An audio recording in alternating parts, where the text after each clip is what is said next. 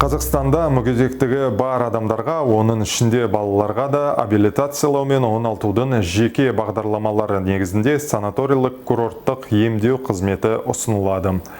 Бұл қызмет мемлекеттік бюджет қаражаты есебінен күнтізбелік жылда бір рет 14 тәуліктен аспайтын мерзімге жүзеге асырылады.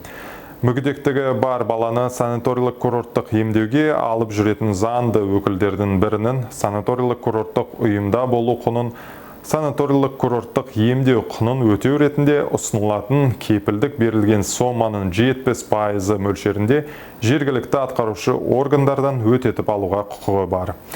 Санаториялық-курорттық емдеуді ұсынуға өтінішті қалалар мен аудандардың жұмыспен қамту және әлеуметтік бағдарламалар бөлімдерінде беруге болады.